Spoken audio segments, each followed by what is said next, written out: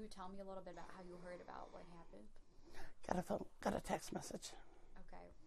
My sister Sherry that lives in Las Vegas, she was kind of over my dad.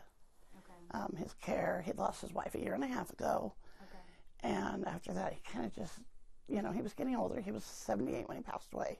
Okay. And so my sister was in charge of, like, making sure his bills were paid, etc. And she sent a group text saying that, so one text went out to all of us. Okay. And much more convenient that way.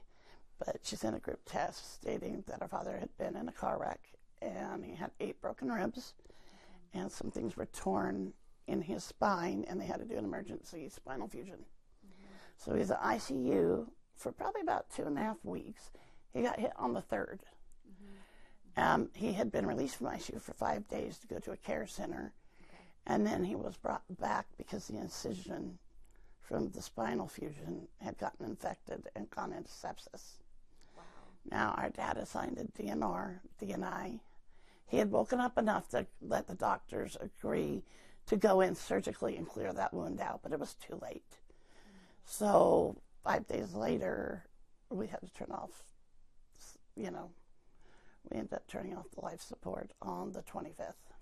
For your siblings and you, that must have been a really hard thing to do. It was. My brother Jeff went down St. George, and then my sister Sherry that lives in Las Vegas, she came up, and together they did that, and they did that in the later afternoon, and he passed that evening at 9:45 p.m.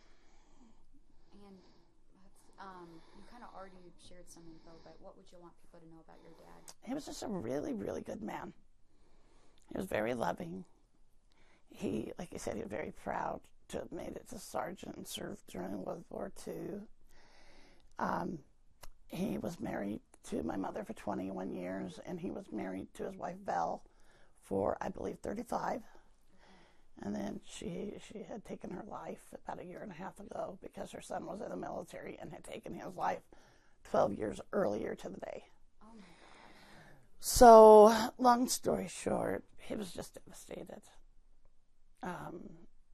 He fell victim to a catfish that took over $30,000 from him. Wow, that's another story. Yeah, Wow. And they just preyed on him, and we did everything we could to convince him, hey, this person isn't real, and he just, he called and wished me a happy birthday twice this year. Once on my birthday, and once 4 months later on the same day of the month. And I just told him, oh, Dad, I'm happy for you to give me 2 happy birthdays a year. Don't worry. Yeah. That I'm like, you remembered on my birthday to call me. This is just my bonus call for the year. Yeah. Can you repeat what you said about your dad being a World War II veteran? Just because I don't know if Okay, yeah. He served in the Army as a sergeant. I mean, as a sergeant. And he was a World War II veteran. Okay.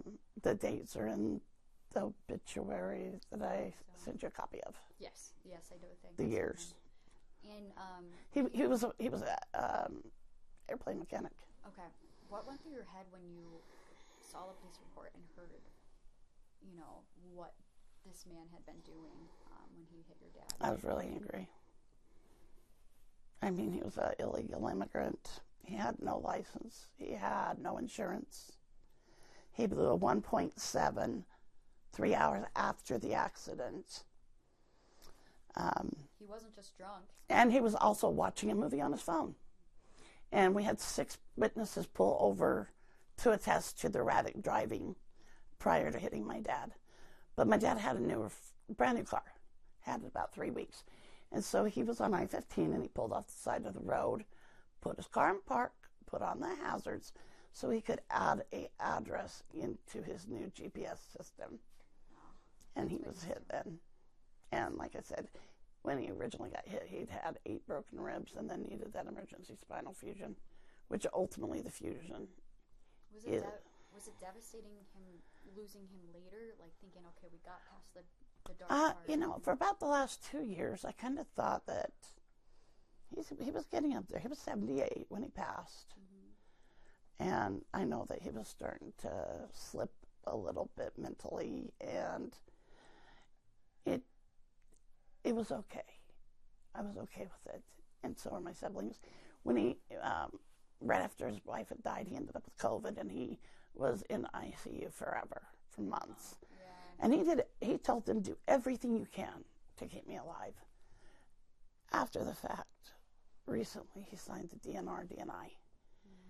And he didn't sign that on accident. He was ready. He was ready to go. What's the message, though, that you want to tell people? Please don't drink and drive. You know, he could have had a few more years in him. And over the last year, he spent a lot of his time reconnecting with his 6 remaining children and grandchildren. He was more available than he had been at any point in his life. And it would have been nice to have a couple more years of that. But I'm just grateful that we had that last year and a half where he was emotionally more available. He usually liked to buy and sell houses. He moved 36 times. He would buy a home and then he would revamp it, remodel it, and sell it. And he lived in 4 different states. But he loved to move. He just loved being able to buy that next property. And they would stay there for a year, 2 years, and then they'd get to go through the hunt again, and he loved that. A lot of people in news are like that too. So yeah, he really loved that. I wanted to ask you too, losing him around the holidays, like what's the message you want to share to people? Well, there's an empty chair now. Just don't wait to tell you the people that you love how you feel about them. We all have an expiration date, and we'll never know when it's going to be. We certainly didn't expect this. And, his chair will be empty going forward, but we all have him in our hearts. We have good memories of our father. And, the grandchildren also have good memories of him. And so it's hard because it is the holidays. But he's with his wife and 2 sons that he lost before him. So we have peace in that, knowing that he's surrounded by people he loves. That was great. Is there anything you want to add or say? No, just be very cautious. I mean, it only takes 3 seconds to choose whether you're going to put those keys in the ignition or not. And I don't want anyone else to have to lose their parent, especially at the holidays when drinking and driving is more prevalent. Because somebody chose in those 3 seconds to put those keys in the ignition.